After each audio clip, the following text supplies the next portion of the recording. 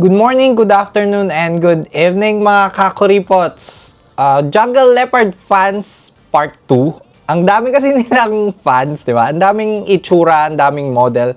Kaya nagka Part 2 tayo. So ito yung parang latest naman na meron ang Gigaware / Tech Time Trade. Pero this time, hindi lang itsura ang papakita ko sa inyo. Papakita ko na rin sa inyo yung readings ko.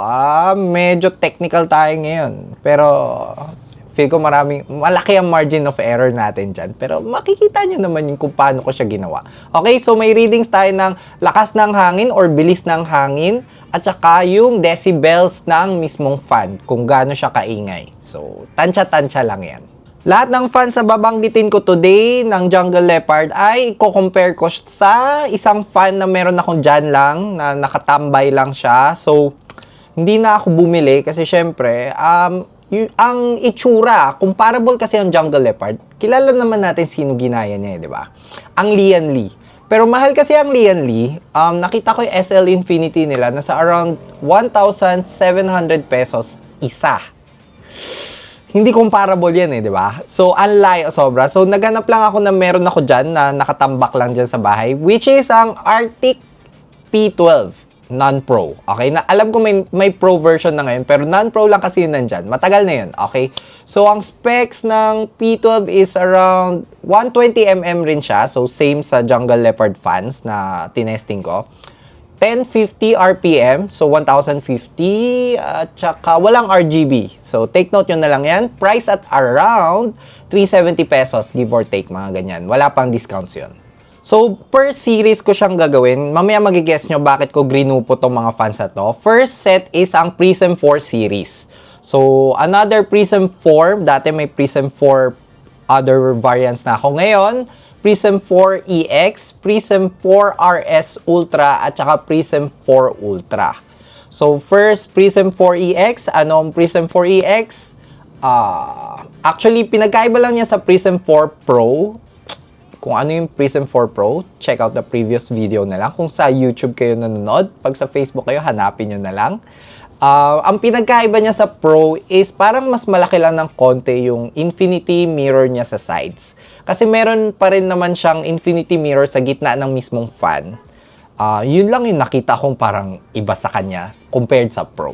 Next, Prism 4 naman is ang 4RS Ultra. So, ano ang 4RS Ultra? Pag sinabing RS, napapansin ko, yung gitna ng fan, solid, walang infinity mirror. Tapos, Ultra siya kasi yung two sides niya, Ultra yung infinity mirror. Sagad-sagad talaga. Ayan. Hindi ko masabing max kasi meron rin silang 4 max di ba? Ewan ko tong si Jungle Leopard. Ang daming ginagawang variants. Pwede naman konti lang And last sa Prism 4 series nila, ang 4 Ultra.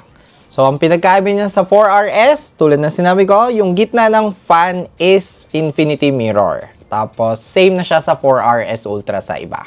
Yung two sides, meron siyang sagad-sagad na infinity mirror. Tapos, ito na, yung hinihintay natin. Kasi ito yung pinaghirapan ko talaga. Nangawit ako dito. Yung pag-measure ng speed ng fan at saka loudness, which is decibel. So, sa 4 series, napansin ko pare-pares lang kasi yung numbers nila. So, mukhang iisa lang naman yung fan, yung specs ng fan na ginamit dyan. Kasi 4 naman nga siya. Iba-iba lang yung design. So, pagdating sa Prism 4 series, yan, as one na, para hindi ko na isa-isahin, mabilis lang yung video. Nasa around 3.4 to 3.6 ms, meters per second yun, sa alam ko. Okay? Yung fan speed niya. Tapos, kinompare ko nga dun sa Arctic P12, which is branded, di ba? Medyo branded, okay?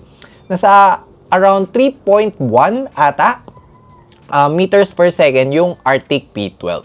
So, mas malakas siguro ang buga ng mga Jungle Leopard Prism 4 series kumpara dun sa branded na Arctic. Siyempre, itong Jungle Leopard, di ba? Medyo China-made lang siya, China brand, di ba? So, kaya tinitesting natin siya ngayon. Pero dahil mas malakas ang buga niya, okay, syempre may kapalit rin siyang ingay, which is yung loudness. Pag titingnan mo yung mga loudness nila, depende kasi may forward, may reverse, di ba? So, usually, mineasure ko yung forward sa harap ng forward. So, yung buga na hangin palikod. Kaya mas tahimik ang forward kaysa sa reverse. Kasi yung reverse, mineasure ko sa harap. Which is, yun yung bugahan ng hangin dahil reverse nga, di ba? So, sinasabi ko lang para guess nyo bakit siya naging mas maingay. Yun, spoiler alert lang. So, yung ingay, ang pinakatahimik is yung Arctic P12. Nasa around 50 decibels siya, pumapalo, ganun. So, mineasure ko siya as forward, So, sa harap ko mineasure. So, against the fan. Okay? So, kaya mas tahimik siya. Tapos, yung mga forward ng Prism 4 series, nasa around 55 decibels, dun pumapalo. Tapos, pag mineasure mo naman, okay? Hindi ni-measure, mali yun. Okay?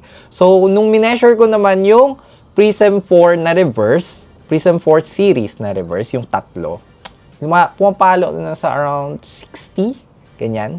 Give or take, depende kasi. May margin of error nga, tulad na sinabi ko. Kasi minsan, naka-tilt, naka-ganyan. Ganon. So, gets naman natin ba't ganon? Kasi, di ba, syempre, mas malakas ang buga ng Prism 4 series kumpara dun sa Arctic. Syempre, ang tendency, mas malakas rin talaga yung ingay ng fan. So, given yon, di ba? So, normal lang naman kinalabasan. Pero take note nyo na lang rin pala, hindi ko pala nabanggit, nakaligtaan ko sabihin na yung mga reverse fan ng Prism 4, mas mahina pala yung buga niya kumpara sa mga forward. Okay? Siguro kasi syempre sa design na rin ng fan yon. So, nasa around 3.1 meters per second ata siya. So, medyo kasing lakas niya yung forward ng Arctic P12. Diba? So, yun. And another Jungle Leopard fan series na itatakal natin dito ay ang Prism 6 series. Anong pinagkaiba ng Prism 6 sa Prism 4? Nagets ko na yan. Ang Prism 6, may tatlong infinity mirror sa sides. Tatlo, di ba? Tulad na sinabi ko kanina, Prism 4, dalawa lang. Okay? So, yun yung pinagkaiba niya. Tapos, may Prism 6 Pro tayo at saka Prism 6 Ultra. Okay? So, anong pinagkaiba nila?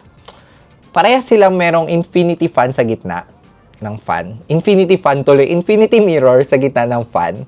Tapos, ang Prism 6 Pro, mas maliit lang ng konti yung infinity mirror sa sides. Parang medyo pa diamond shape pa nga siya. At syempre, yung 6 Max, guess nyo na, max na max yung haba ng infinity mirror sa sides, sa 3 sides niya. Okay? So, yun lang yung pinagkaiba nila. Pero, napansin ko rin, nung kinuha ko na yung readings nito, mas mahina yung buga ng Prism 6 series. Okay? So, check out natin yung numbers naman niya. For the Prism 6 Pro, feel ko medyo nagkamali ako dito ng positioning eh. Okay? So, lumabas na nasa around 2.7 meters per second lang ang 6 Pro na forward. Ayan. So, feel ko medyo may margin of error yan. Okay? So, yung reverse naman, nasa around 2.6 meters per second. Tapos, yung Prism 6 Max naman, nahanap ko ata yung sweet spot. Lumabas kasi, nasa around 3.2 meters per second yung forward. Tapos, 2.8 to 2.9 meters per second naman ang reverse. Tapos, yung noise or decibel naman, yung loudness ng Prism 6 series, nasa medyo magkalapit lang kasi siya sa Arctic P12. Pati yung reverse. Medyo same lang siya ng numbers na kinalabasan. So, pati yung speed ng hangin, medyo same siya sa Arctic di ba? Sa around 3. So, ayan. Feel ko medyo same sila ng output.